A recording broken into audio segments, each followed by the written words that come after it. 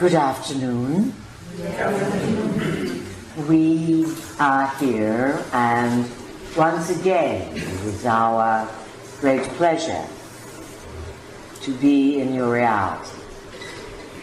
We are listening to the noises. Do we have to have them? No, we'll turn off this air filter. At least for a while, please let us have some silence. Can you hear us, everyone? Yes. All right, good. And when you are going to ask questions in the afternoon, please, no mumbling. Speak so everyone can hear what you are saying. That will make it more interesting for all concerned. So, now that we've gotten some particulars out of the way, welcome to an afternoon at the schoolhouse where we are going to further explore the theme of impeccable timing. And of course, what you have been discussing over the weekend would point to an understanding of time, impeccable timing. And there are different types of time, different cycles of time, different ways of counting time. Time is a liberator. It is a local custom as well, because the Anunnaki, in their timing, experience the passage of the now very differently than you experience the now. And in a future time that is ahead of you, let's say, many different nows or cycles are joining together. And you are in this, you've been in it for a few decades. There's usually a point where precision clicks. If you get the exact correct combination, such as in a locket. And these paths of earth time, celestial time, divine time, when they begin to conflict or to confront each other, where resolution is needed, this can shake your reality. And this is what's occurring on some level just now. So what does impeccable timing mean? It implies that there is a precision, an order, a perfection, an admiration for situations in time unfolding with a higher plan, support, unexpected weavings, flutters of significance. This is all what is implied in impeccable timing. It would be advisable for each of you to consider moving into a state such as this. Because you see, you've heard a domino effect. One domino hits another and they all start changing. And the energies that the planet's dealing with to create regime change, restructuring, there's a big agenda on the globalist level to create world government, except no one gets along. It's not like the early USA where there was a compelling desperation to create freedom, to move against something, the English crown, and even the early American visionaries. The story is that unknown visitors appeared amongst their midst to inspire them. Sound a little clever and familiar, yes? Unknown visitors could appear and do appear periodically to inspire the human domain.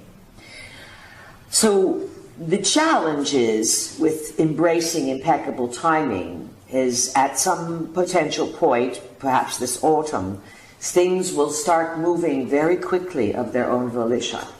the domino effect. And the globalists want to dismantle certain things in order to insert a global government, a, let's say, different way of people giving up their autonomy. There's been great push to dismantle the US Constitution. The timing is appropriate, absolutely. One way or another, you will have to review the values of your stated purpose come 2022, 2024. The reason being is that you will be in a Pluto return to the US Declaration of Independence. So all these ideas are up for certain rehabilitation, reconsideration. And eventually, soon, there will be an acceleration to push the tumbling forward. There will be forces that want to scare you, to have you beg, to be saved by world governments. Where's the government? Why aren't they here? What are those lazy people doing? Get the government in, get the government in. That's what they want you to beg for. And then once you get them in, they will then plow everything under. It's not the only probability, but it is a probability that some of the world leaders are being pushed to implement. They are being pushed by off-planetary forces. This is not a global government, a new world order. It's not a bunch of humans wanting this kind of organization. This is off-planet managerial processes that are being introduced to take away the freedoms and the renegade status that the human colony here on Earth has been free to explore for a number of millennia now. So these are important considerations. With focus, with concentration, you have great power. You have great power from nature. Nature is smart. You could say nature is a type of software. We've always said you exist in the program of nature, and that nature in and of itself is like a type of artificial intelligence, except it's not artificial, it is actual, and it houses life forms that reproduce through biological processes, not laboratories. So these are core issues of obviousness. They are going to come to the forefront of your own priorities to deal with. To be fair, you have some very big adjustments ahead. Many things that you take for granted may not be so easily accessible on a very basic level. Here in California, of course, you know you are dealing with extensive drought. You've come to the realization, many of you, that it is being artificially manipulated. Yet, these things are possible because people abdicate their own responsibility to living on Earth. And fame and fortune become more important than sweeping the stoop, mowing the lawn. And yesterday we covered very, very important to take care of the physical, biological being. These are crucial issues at this time. When you demonstrate that you are responsible for your own well-being and the well-being of Earth, you are seeking a higher level of consciousness because you are demonstrating it. That does not mean you cannot play in the physical world. It means it cannot be your obsession and your only reference point. So that's a bit of review here. But we have some new people to join us, and people who were here yesterday. We had the evening to discuss, sleep, think, another discussion today. So we are interested now in hearing from you, what you're questioning, putting together, some of your conclusions.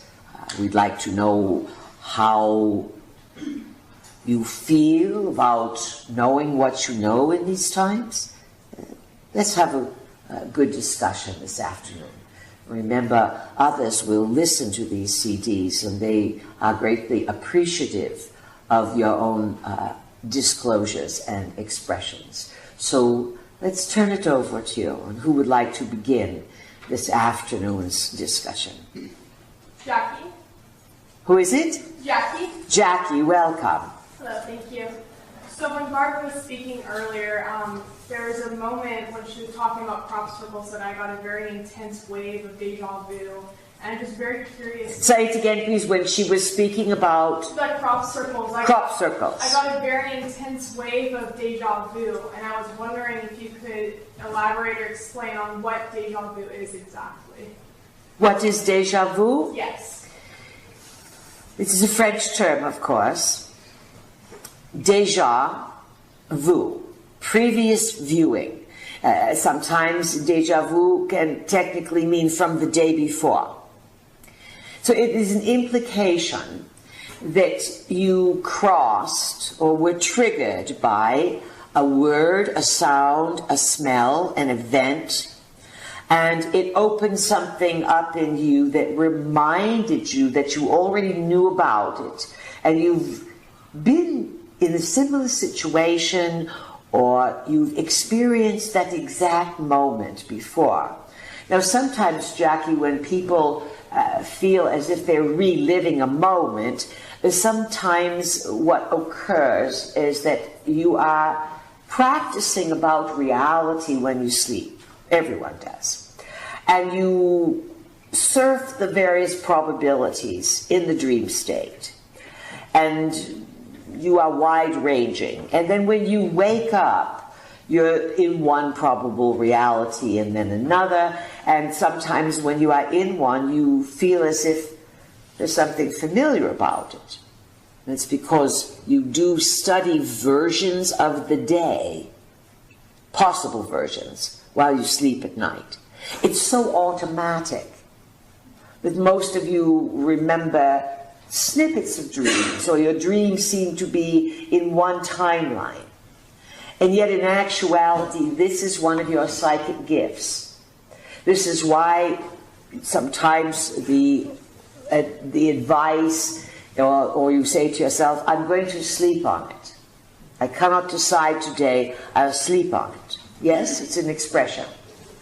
And when you sleep, even without setting the intention, the body starts processing the various possibilities.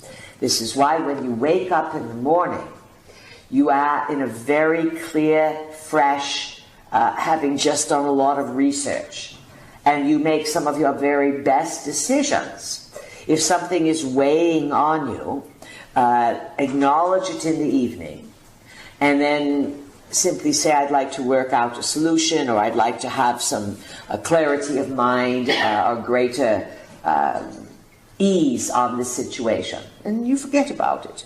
When you wake up in the morning, check to say, oh yes, is there any answer about the situation? And that's a way, another way, that you can show yourself and work with yourself how, recognizing how much information you have inside. Who has a question, please? Suzanne, I'm going to ask. Who is it? Suzanne. Welcome. What's your question? I was not here yesterday, and I have a question regarding the chemtrails, because I'm very affected by it. They make me sick. Well, they make lots of people sick. You're just a bit more sensitive. So, few things. We did cover it, or our vehicle perhaps did. There's a very dark side to the chemtrails. And not only do they have the chemicals, barium, aluminium, and other tiny particles, they are also loaded with nanobots, tiny little itsy-bitsy devices that coalesce when you breathe them in, and they build antennas inside the body. And it is a way that those who are not strong can be weakened. The lungs represent grief. So if you are, for example, a person who is in some kind of grief, your lungs would automatically be weakened, and then you would be more susceptible to the effects of chemtrails. The antidote, Suzanne, that we were discussing yesterday, everyone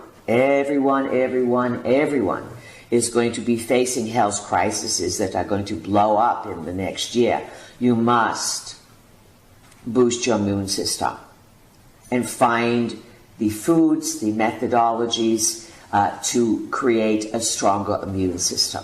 We recommended a book yesterday called the Dictionary, Complete Dictionary of Ailments and Diseases. It has, you can look up sensitivity and lungs, and it would say to you, oversensitivity. A person who is not using their energy properly, afraid of taking power and claiming, so the energy is misdirected, so they are sensitive to things rather than using the power of the psychic to tune into things. It is a misdirection of energy, very common. Do not take it personally.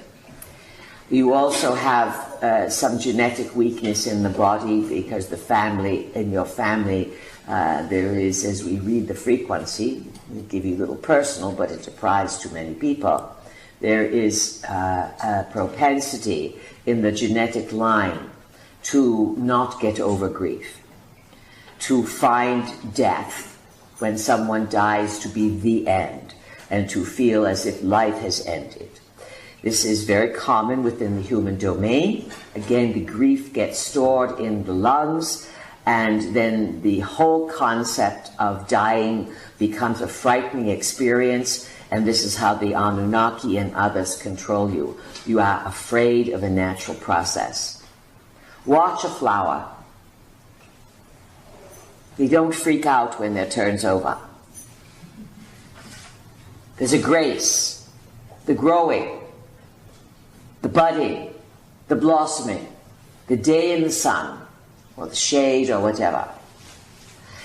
Also, with these chemtrails, the people who do breathe in these particles, which is all of you, if you are easily manipulated, then these antennas in the body could be used to remotely control your behavior. We mentioned yesterday that in 1976, patents were issued that involved remotely controlling human behavior. Now, obviously, if the patent was issued, it was demonstrated to have some sort of effectiveness. Today, 40, 50 years later, the effectiveness is how do you get people to want to be remote controlled?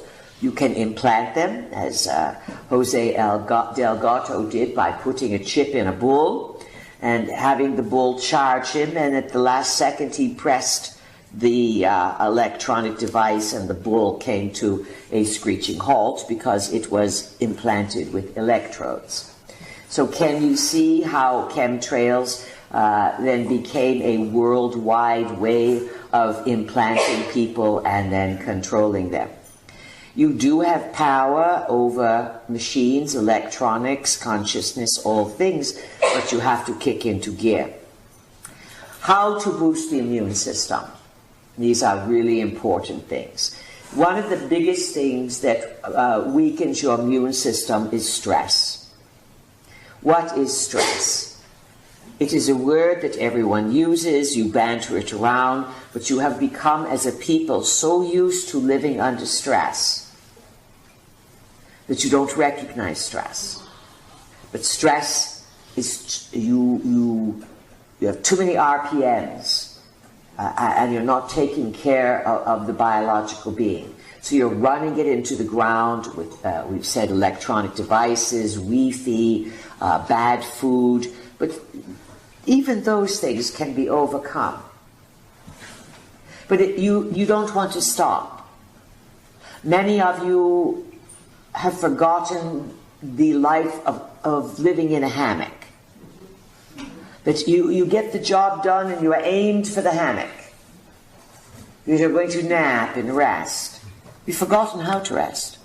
And the interesting thing is that you live in a time where even stores on all the corners have chairs that are so inexpensive to help you put your feet up. But you don't do it because it's the phone, it's the grandkids, it's the neighbor. You have become so fanatical in filling up your time that many of you would never in a million years think of not picking up the phone when it rang. You don't know what it's like. You are controlled by buttons and beeps, and if someone doesn't call you, you don't know how to hang out for an hour or two doing nothing, so you would fill it up by occupying yourself.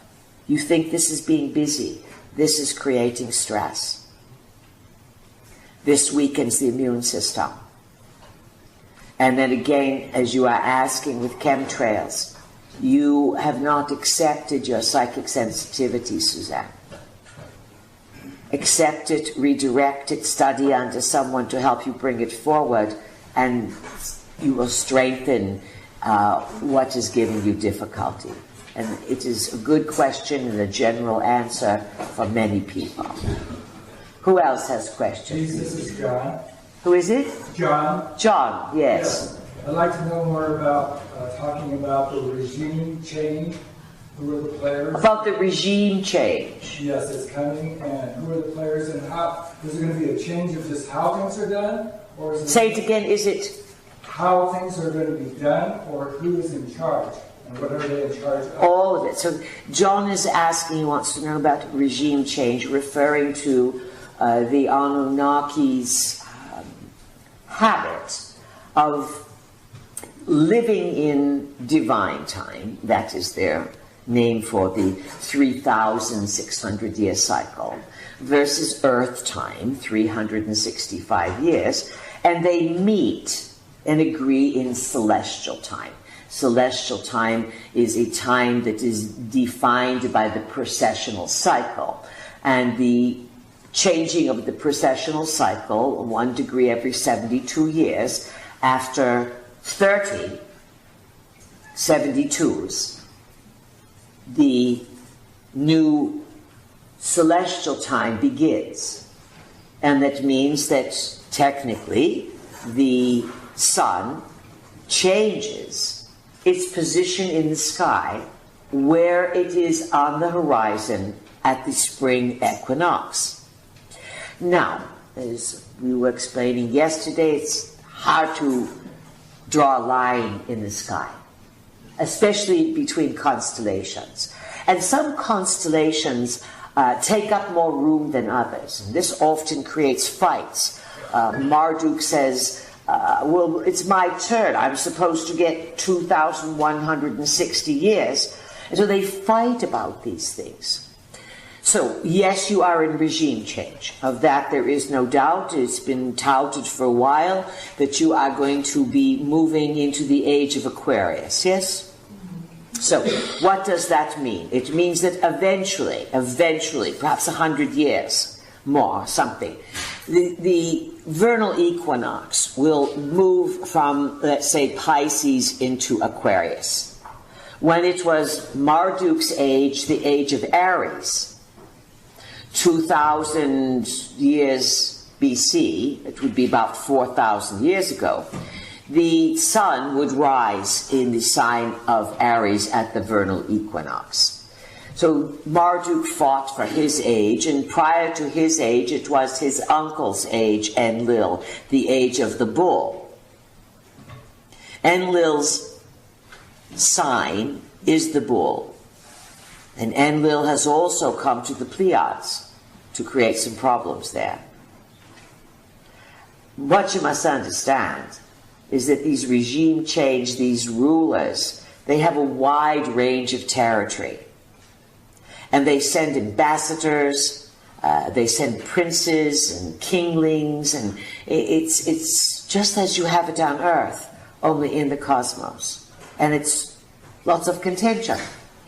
So there's no specific time for regime change. None.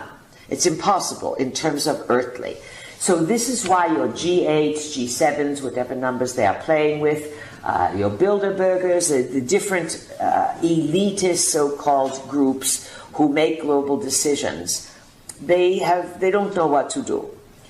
Here's an example.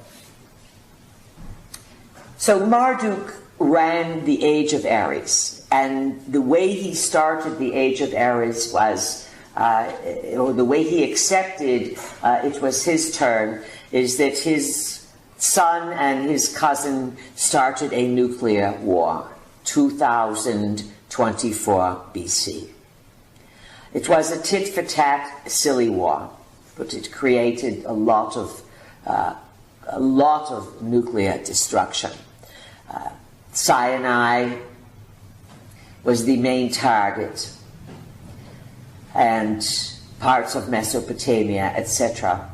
Quite a few other areas that have been excluded, more into northern Africa. Lots was destroyed, lots. Lots had to be rebuilt. And so everyone surrendered. They said this must be the sign that it is Marduk's age. Then there was another age change, regime change, 2,000 years later approximately. Every 2,000 years they get revved up because they know it's coming within 100 years. Then it was the regime change, and Marduk did not want to give up power. So Marduk created another image of himself as the son who was sacrificed for the great father on the cross. You get the picture, yes? The cross, of course, being the planet Nibiru, and the contention of, it's my turn, I'm willing to die for my turn here, to be the princeling, the king of earth, the king of kings. It's all these expressions that have to do with Christianity are all Anunnaki tit for tat. So now what John is asking is, are you in regime change now once again? Yes. Whose turn is it? You've gone through Aries, you had Pisces. Pisces was water, Enki is water, yet Marduk snuck himself in there, and Lil and his family line, they want their turn, but it's not their turn. It's the water pourers Enki's turn. There's big fights over the stealing of other cousins and brothers' turns. But the rationale is, well, you go to that other colony up there. You don't have to be on Earth. You've been stationed here. It's beyond you now, but this is what's being played out. Will it be different? Yes, the Aquarian age is about it is technically about a more connection of the wider range of humanity, but the dark side of it will diminish your distinctions as individuals. Aquarius is not an individual sign, even though individuals may be quirky and weird and do weird stuff. It could be the age of Aquarius, the beginning of a lot of strange things being brought forward again that were very much in vogue during Atlantean times. It depends what humans want to do. Do you want to take ownership, finally? Can you manage your planet? Yes, you have the capabilities, but you must become 1,000 times more psychic, 100,000 times more psychic, and fair, and knowledgeable. These are some things to think about. Anything else, John? It sounds like that Marduk had 3 turns if he gets the next one. Well, let's say that he's had his turn and then he has infiltrated other turns. And you know how there's a saying, power corrupts, you get there, you don't want to retire from it, and no matter how much money you have, it's never enough. Yes. These issues are all being played out to the extreme. Extreme. And remember something. No matter who you think these Anunnaki players are, that's not who they are. We do our best to give you pictures of them. And sometimes we color our characters, some we approve of and some we don't. But we are simply giving you a storybook in oral capacity to trigger the pictures that are already in your DNA. There's much inside of you that's being made in order that if you give yourself time, the pictures will start to make sense from within. We'll move around and come back to that concept. Who has a question? Please, this is Catherine. Catherine, yes. It triggers something I've been wondering about, and that is what you have referred to as Enki's gift. Enki's gift. And when I think about impeccable timing, and listen, that we must be very close. And it is very close. So, it's already activated. Oh. To some extent, but not in full blossom. Yes. Remember yesterday we were talking about some pretty wild subjects and we said, oh, here they come. Remember? You had a good laugh. The helicopter was coming over. And we said, fountain them. Now, and everyone did it. They shot up a fountain of energy. It was quite funny. But you're not sure if you really did it. You see the difference? We know you did it because we know when we say, all right, close your eyes, picture this fountain up, close down, we have enough psychic energy to watch and see and feel you do this. You as people are still insecure, unsure. Enki's gift was a time-coded mechanism left in the DNA long ago.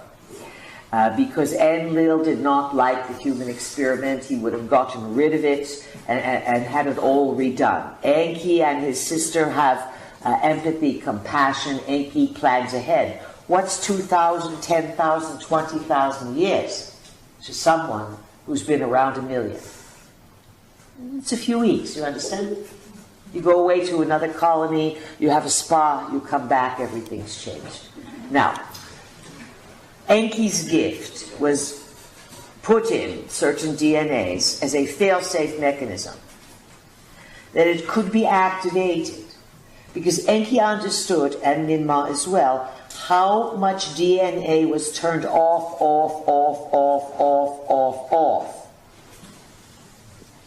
But still enough was on to give you an experience and to make you worthwhile, to make it worthwhile living in a human body. What Enki left was a code, a gift, that under proper circumstances, that would be triggered celestially or cosmically, especially by galactic center and the, let's say, roulette wheel of your solar system. That when the time was right, Enki and his sister, being nowhere near in vicinity, could start to open this type of activity. And it was set into motion slowly to open, and now it needs to pop, really pop, so that you all start to have really clear psychic understanding, so that you have strong knowings, and that you are guided day to day, not by cell phones and ridiculous applications, but by the inner coming online. You know it. You've heard the words. But as the pressure grows in the outside world and things get strange, really strange, this will pump up higher and higher. They are designed to coordinate together as Anunnaki reappear. Enki's gift unfolds. Does that explain the impeccable timing? Yet it is up to you people to be prepared, to be aware of your part and responsibility in the process. Anything else, Catherine? Well, I will share one thing. I was inspired to pick up the book Earth, recently. It was the one I least read. I've read the others more than several times. And I flipped it open and it says, we were the ones that rearranged your DNA and now we're in a pickle. And I thought, wow, I didn't remember reading that when I first read Earth and putting a story together. And so, and then you always said we are kin. That you are we and we are you on some level. And suddenly I'm sort of opening up to some new idea of something we all share, but I'm not sure what I'm wondering about. But I'm just sharing what I am wondering about. It's good wondering. We've given you many clues over the years, so many that it is difficult to remember. And of late we have been teaching you about the visitors who have left lots of footprints, lots of evidence of infiltrating your world. We have said they are on our world as well. And yes, these Anunnaki have at times taken their own kind, recolonized our world to some extent, and all the things that we have told you about giants and reptiles and Anunnaki and Pleiadians and genetic engineering, it's all intertwined. What's the order? What's the meaning? Again, the logical mind says, if I could only connect these dots, it'll make sense. Some of it is not yet ready to be connected because you have not grown in awareness enough to comprehend. Yet you're so close, so close. So this is some good figuring. And it is true that we have, at various points in your development, interbred with you as Pleiadians to upgrade your DNA. It was part of some beings in the Pleiades break out from the Anunnaki Empire and to break the control of the Anunnaki by going and doing what our vehicle said to you this morning. The gods do not want the heavenlies mating with the earthlies. And yet they keep doing it, and it changes the genetic experiment. It changes what can and cannot be activated. That's worth some thinking about there. All right, who has a question? Please, this is Paul. Yes, Paul, welcome. Thank you very much. What are you realizing this weekend, Paul? Well, I'm realizing that we are one of a group of races or civilizations that are occupying Earth.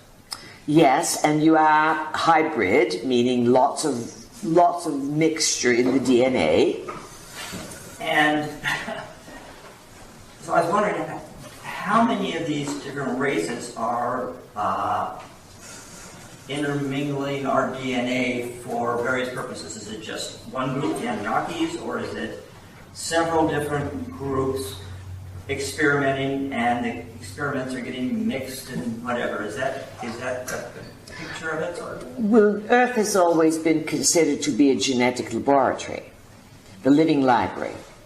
And it is predicated on the idea that the library will keep reproducing with the proper environmental balance, and that the replication of life is the process of replication of life, meaning the fertility of the crossing of species to reproduce, is what perpetuates the availability of what's stored in the DNA.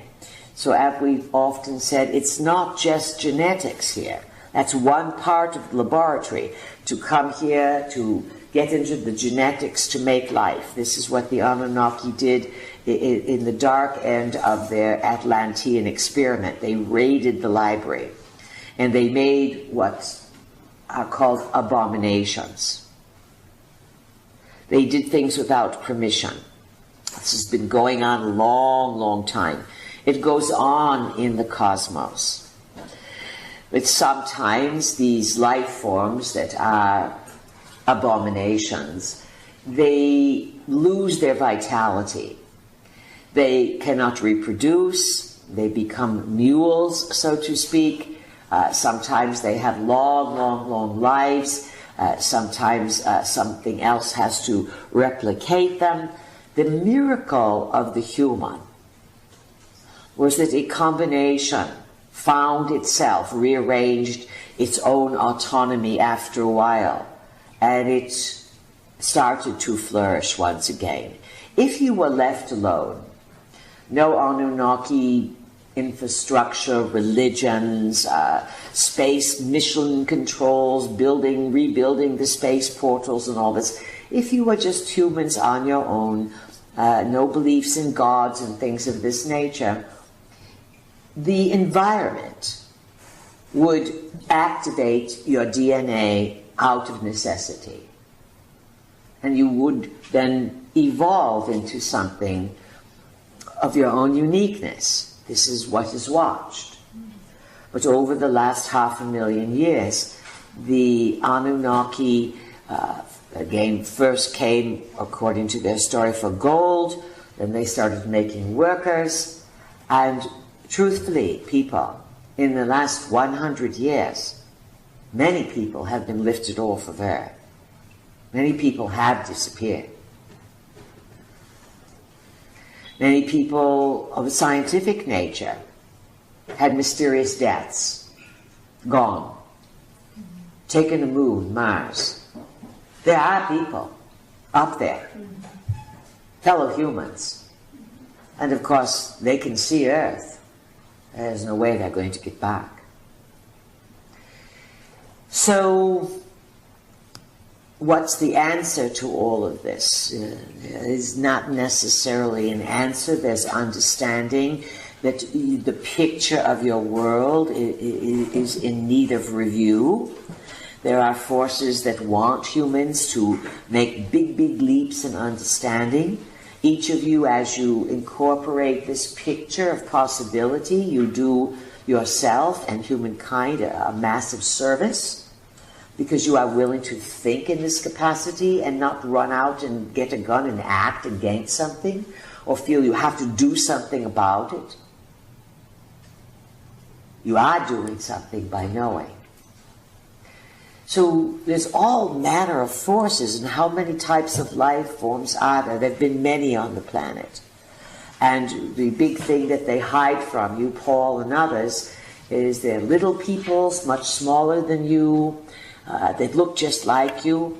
There are lots of people your size, of variation structure. The archaeological record that's hidden shows all manner of different skeletal craniums.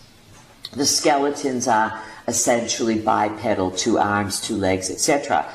Organs that are gone now, but the internal structure can be a little different. But most of the different life forms here would have a different cranial structure. What else do you want to know, Paul? That brought up another question. The pineal gland is I understand that fluoride accumulates in the pineal and crystallizes and maybe slows down or stops its ability to perform. Is that accurate? Yes, it's very accurate. Fluoride is a byproduct of the aluminium industry. It's toxic. It's sort of a throwaway kind of what we're going to do with it. And so someone came up with the idea that it would prevent cavities. Brush your teeth.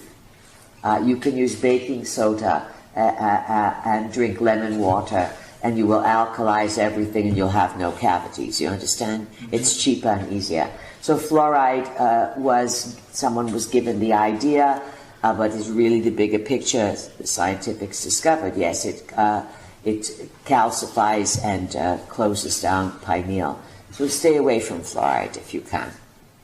But many things can be countered. It's a matter of willpower and immune system and lots of reducing of stress in your life. The more you reduce stress, the more you can reach Enki's gift. The busier you are, the more you are jumping around, running around, living in urban environment. You know, the urban environments really do limit your ability to go to deeper states of consciousness. You have cell towers, you have Wi-Fi everywhere, you have honking, you have all kinds of exhaust. And yesterday someone wanted to know about the agendas and pushing everyone into a dozen or so smart city megalopolis areas. We know that with all the activity and craziness, it will shut people down, but they will trick them because even if they have to give them free coffee, so what? If we can keep you dumb and give you free coffee, this will be worth it. So again, you have to use your smarts. You are better in urban or rural environments, but you have more. There's going to be less support eventually down the road for rural living. The services that you take for granted today will be shut down. This is a possibility. Who else? Oh, let's go back to one more thing, Paul. The other very important thing to remember, didn't get emphasized so much, was that the Anunnaki have appeared on your world in great stature, very great stature.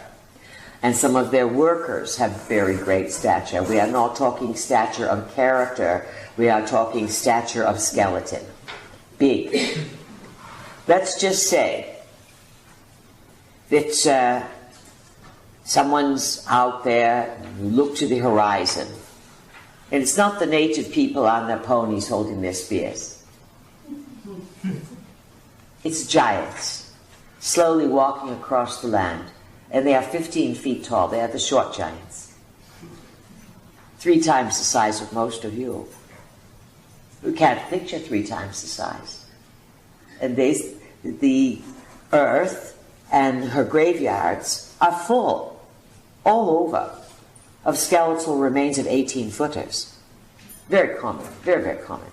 We believe it was one of the Friedrichs in Germany who had a whole phalanx of personal guards in about 1500 Renaissance era. They were all 15 feet and larger, giants. That's only 500 years ago. So some of the buzz you were talking about earlier, there have been sightings in modern times of giants. People are finding footprints. There is deep concern on government, military levels of large beings coming out of the ground.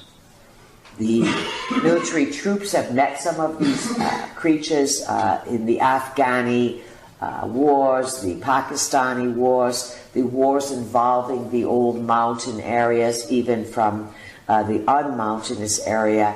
There were lots of portals and openings left in Iraq, Mesopotamia, if you knew where to go and what to do.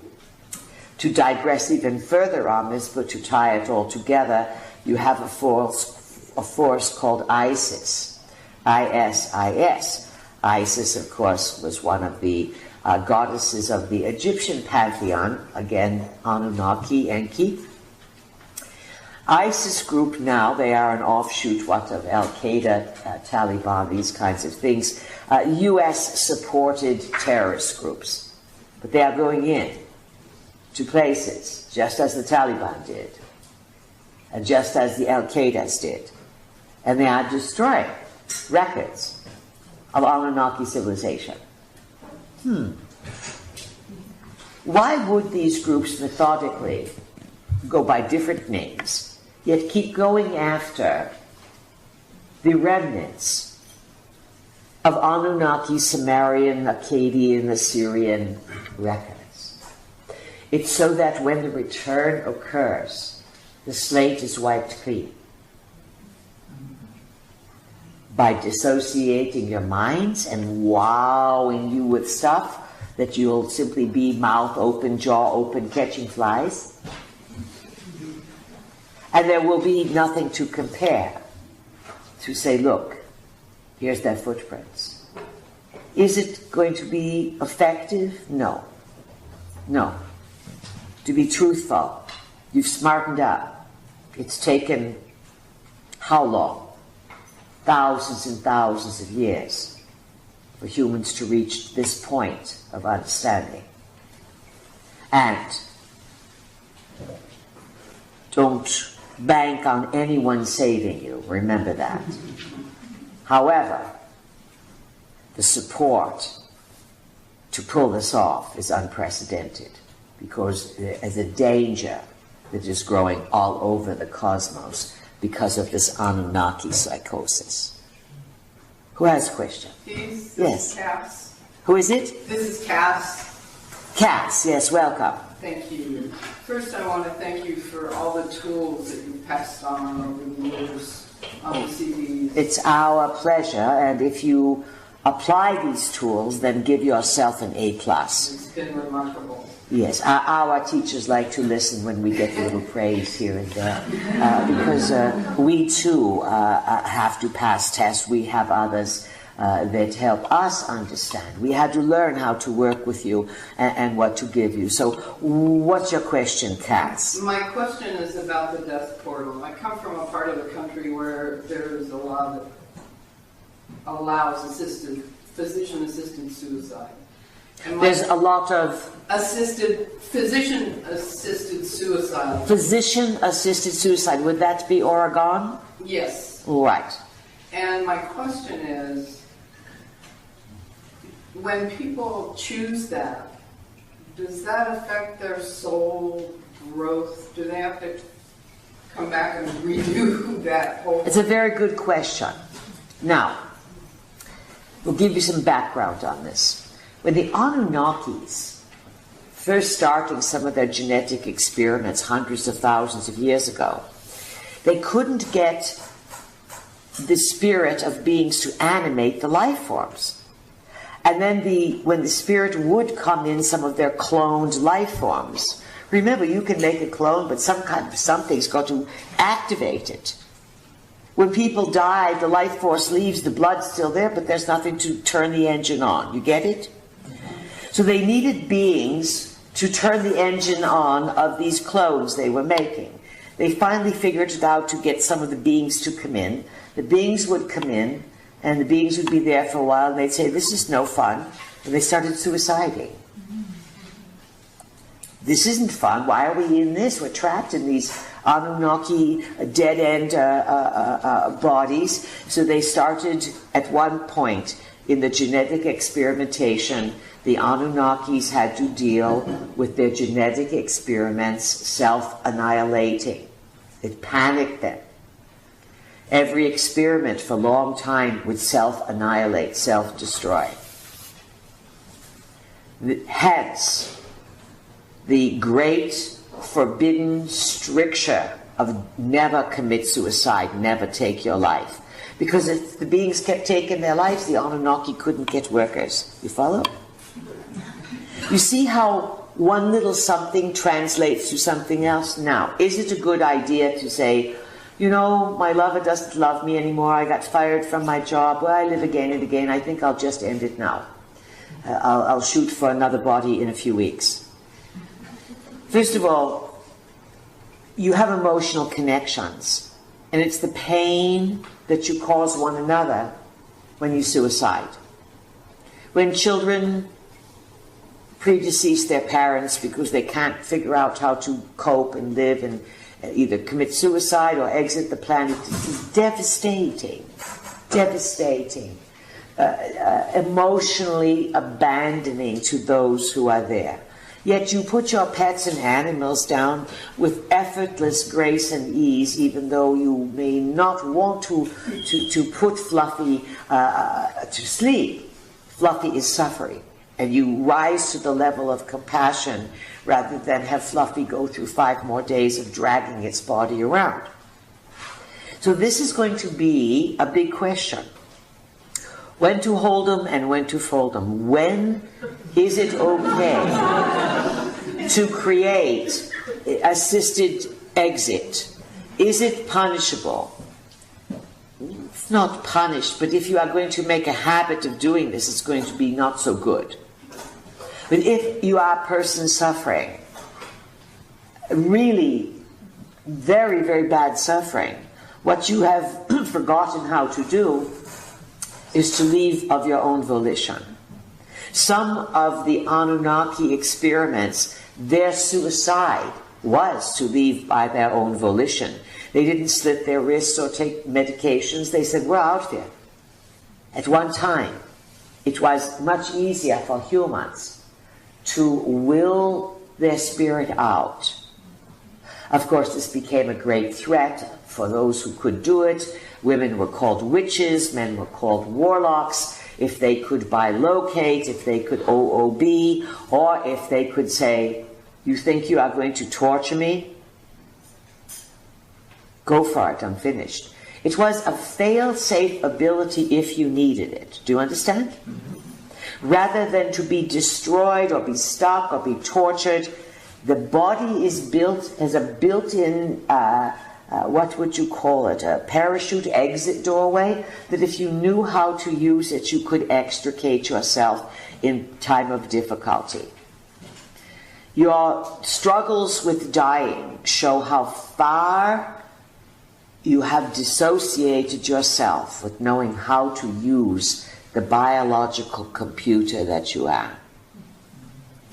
Yet you are closing the gap, and in the next few years, the discoveries that you can make are unprecedented.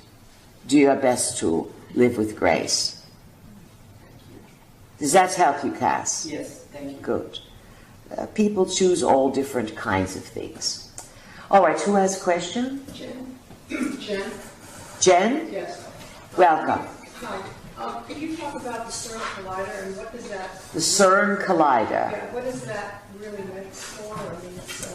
But settle down, people. As soon as someone starts talking, everyone shuffles, and then her voice drops, and so she's wanting to know about the actually called a large, it's called the Hadron Particle Collider, and it is located, Large Particle Collider, is located in CERN, C-E-R-N, Switzerland. It is an underground facility, and they are basically accelerating particles into phenomenal speeds to see if this type of particle collision and speeds around these racetracks of electrons, if they could open wormholes, and wormholes are a form of black hole through which time can collapse. It is a new type of understanding of transporting across space, where you don't go from here to there by any other means but a collapsing of time in a tunnel. Historically speaking, this type of travel, these open portals, which were often indicated that they were within vicinity on the planet when spirals were drawn or put in stone. Spirals indicate a time portal or a black hole possibility, because the spiral turns everything around and allows openings. Hence, in CERN, they are building a racetrack that is like a spiral. Now, it's very dangerous. What's really going on? Some Anunnaki are using CERN to transport things from here to there, and there to here. Figure it out. It's gotten out of control, as it has other places on the planet when they were doing mini versions. You've heard that there were problems down the road years ago with mechanical shenanigans at the tip of the Long Island in New York. We were there this summer. There were questions raised. Are there Anunnaki artifacts and devices left, still buried on the Long Island? We said absolutely. Military has built empty space over it, or graveyards, so no one will get through. Sometimes things lay dormant for a long time. Remember, the Anunnaki have the ability to utilize stone in a capacity that today you use semiconductors, capacitors, chips, things of this nature. The Anus have a technology. They use the silica within the stone. Hence the history of crystals, or something that they called maize or maize. So the structures that they have left, abandoned on the planet, many of these structures are humming now. They're coming to life. They can be reactivated by inaudible sound that can be sent from orbiting homes that are between here and the moon. And why don't you see them? Why don't astronomers see them? It's all given away in the fictionalized movies and TV shows. They are cloaked. A hologram is projected over a spacecraft, and the hologram would come from inside the craft, and the craft would just disguise itself with stars. And when you looked up, you would just see space and stars. You are easily tricked. This is why you must become more psychic. That's why you must embrace Enki's gift. Who else? Rudy, yes. Yeah, that was interesting you said that, because in that Malaysian flight that went down, it was all the scientists that were headed toward China with I don't know how many, 15 at least, with the technology in their heads and the plans for the cloaking of planes. Yes, and before they left, they did some silly things about patents, etc. But that's the point, yes. Who else? Hi, Pete. Patricia. Patricia, yes, welcome. Thanks. So I'm listening all this time about the Anunnaki and the stories. They sound a little bit like pirates. Like pirates? You know, going around and causing pillage and trouble and taking whatever they want and leaving messes. It's a way of looking at it. Think of them as cosmic buccaneers. They have to go from Mars to the moon and back to Nibiru, and then they have to call up Dad, Anu, with their devices. One of their main telephones was the Ark of the Covenant. A radioactive telephone, a radioactive sender and receiver that was run on like a small mini nuke. Please continue. Saying that they have this planet that's also a spaceship. You've mentioned different times calling it a spaceship, they call it a planet. But it always goes in the same trajectory, the same big giant track. As listening, and now they're coming back, and now we're going to have all this trouble again.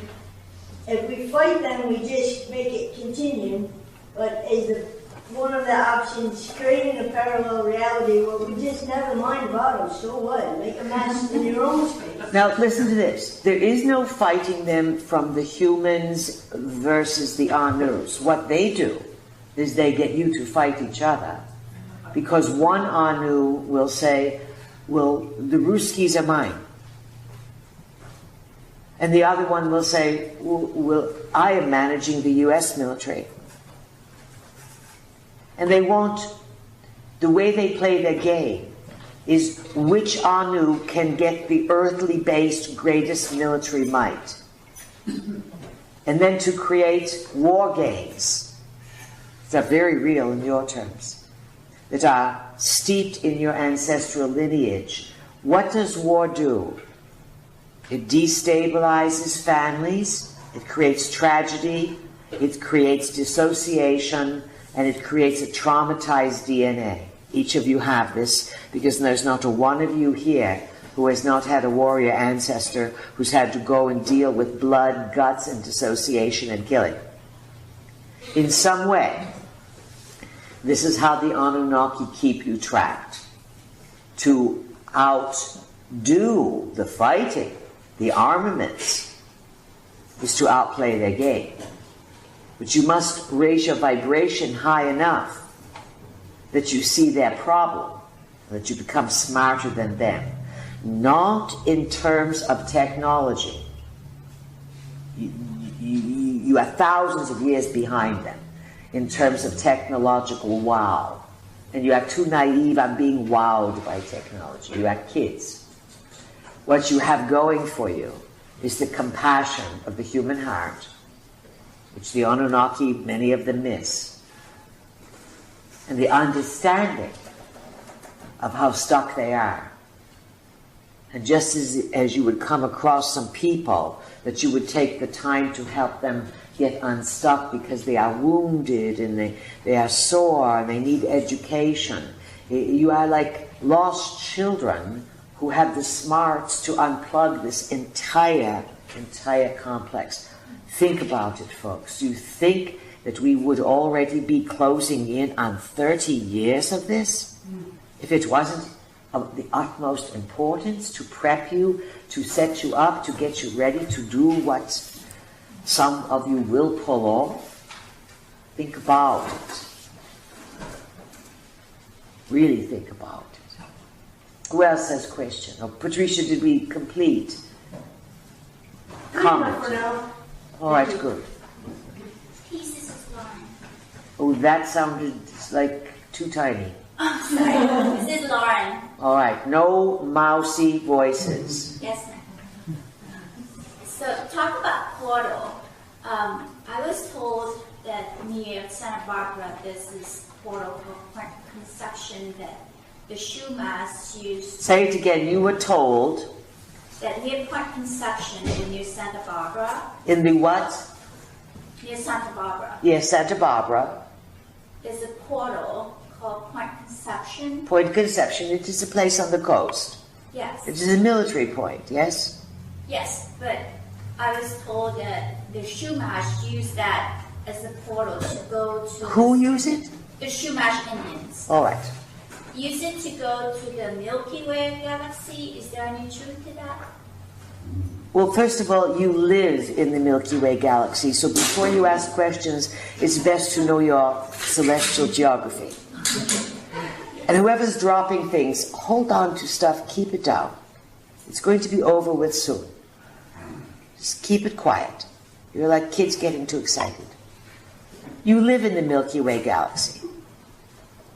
Do the Chumash Indians use a portal to explore the Milky Way galaxy, to go up into the heavens?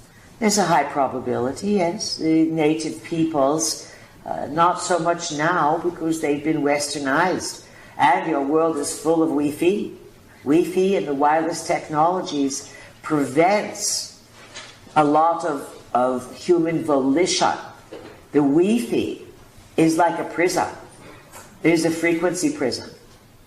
And it's limiting a lot of coming and going that would naturally occur by human ability. Native peoples who slept on the ground, who looked at the sky, a long time ago, they had lots of abilities to shift their shape, to go up in the heavens, lots and lots. But the more you have been indoctrinated to wires, electricity, and moving pictures, they've lost these abilities. As we look at these Indians, it's a dream. There's no one, it appears that they are doing it today. All right? Good. Who else has questions? Carolyn? Who is it? Carolyn? Carolyn, welcome, loud and clear. Are there ways you can help? They cannot hear you in the back. Are there ways that you can recommend to help us develop our psychic abilities? Everything we've been telling you this weekend is all aimed to develop your psychic abilities. Get rid of the electronics, stop watching moving pictures, de-stress, put your feet up, and talk with the squirrels. It sounds, and you have permission to do it. Steve? Yes. Yeah, Louis again. Yes, Louis. No, that was really interesting about the Chumash Indians, because I thought I read in Sitchin that the word shamash was their word for a deity, or for a spaceport. You would call that?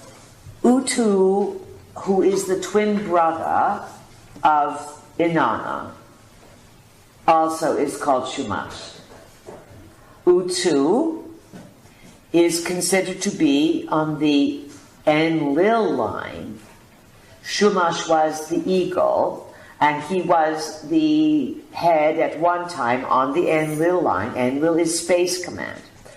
He was head of the Eagles, or the Igigi, or the workers on Mars.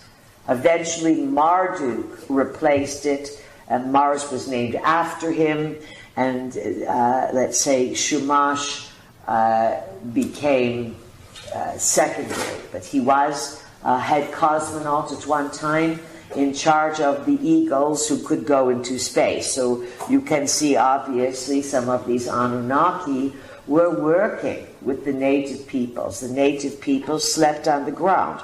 They looked up at the sky. They understood the star people. They saw the coming and going. They saw ships land. This is where the star beings, the Kachinas, all of their stories came.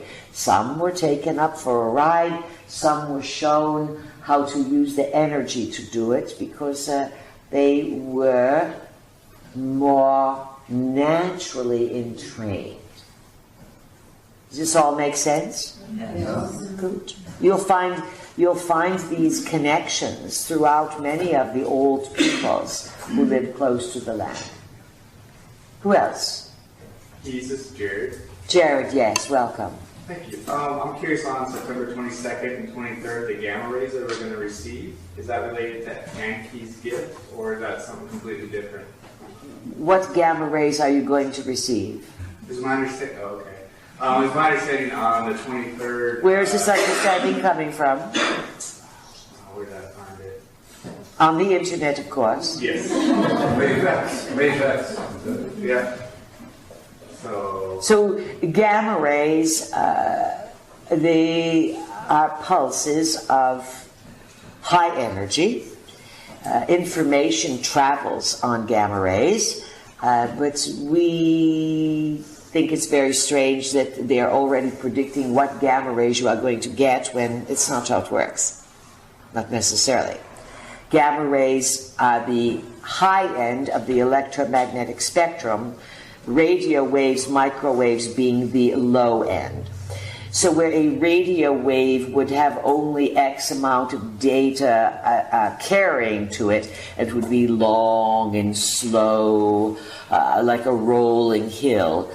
Gamma wave at the opposite end would be high intensity, jam-packed, full of data. Gamma rays pass through everything, and could, if you do get a gamma ray burst, which they're not really predictable, they usually just burst out. We hear the burst there, that's good. And the scientifics have been boggled for a long time, because many of these gamma rays are sent with a certain periodicity from the galactic center. So, and the sun, your sun, will send you gamma rays. If your sun has a gamma ray signal burst, it's going to be a day and a half before the coronal mass ejection particles will reach Earth. But as soon as the sun would burst, the non-locality of space would be that the message would instantly receive you, yet in another time frame it would take a day and a half to get here. All of these time frames are real, and they all operate simultaneously. So around the 22nd and the 23rd and the 24th, it's some big predictions. The next full moon is the 27th. It will bring to culmination and greater clarity what got started yesterday, today.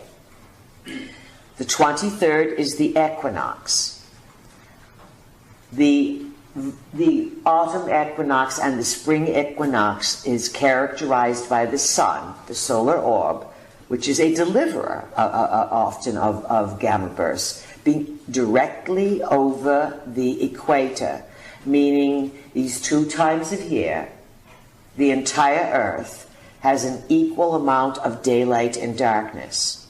This creates a reset button in the DNA to rebalance in all life forms this equality of light and darkness.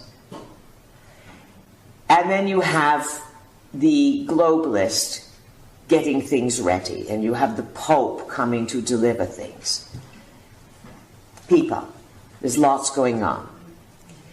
Enki's gift is not necessarily being transmitted on gamma ray bursts. It's in activation, but all kinds of things from the heaven can lift you up and take you further and further. September 19th, we believe, is the day, or right day before, day after, Saturn leaves Scorpio, moves into Sagittarius, and the real stuff begins to occur. If you have planets or things in your chart, 29 Scorpio, 0 degrees Sag, you are in for some major life lessons, turning the corner on a whole new way of looking at things, endings, new beginnings. Stay grounded, have common sense. When you know and hear about gamma rays, know that information is coming and you can receive it. Take time off to catch the wave. It's really important. All right, we went over the beeper there, and we don't want to go too far because then you had a good day here and there's not too much to chop out. And, our vehicle still has to sit and edit and make this doable. In conclusion, use your mind. Express your gratitude. Ask the living library and all of its life force, especially the ones you can't see, to become allies with you, to restore the natural functions of the seasons and the elements and the creatures. And then by making this a priority, you'll see other forces will start to follow. It seems miraculous to write down retire 2010 and then to get a pink slip in 2010. But it is not. This is the abracadabra of how it works. Abracadabra means I create as I speak. Remember that. Create something so good that you are even impressed yourself by your brilliance. It's been our great pleasure, dear friends. Good afternoon. Thank you.